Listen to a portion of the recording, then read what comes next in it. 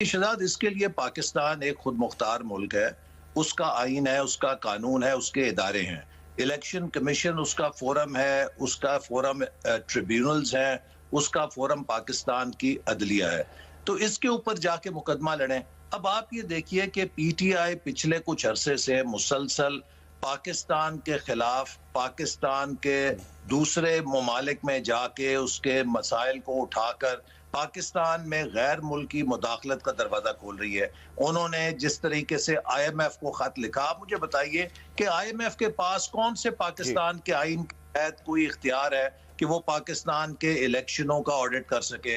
अगर वो कांग्रेसमैन और सेनेटर्स के पास अमेरिका में जाके उनके दरवाजे तोड़ रहे हैं कि जी आप अमेरिका पाकिस्तान के इलेक्शन में मुदाखलत करें, मैं समझता हूं कि असल में उनका मसला धांधली नहीं है। वो इस वक्त अमेरिका और IMF के पैर पकड़ रहे हैं कि इमरान खान को NRO दिया जाए, और ये उनको NRO अमेरिका से नहीं मिलेगा, IMF से नहीं मिलेगा।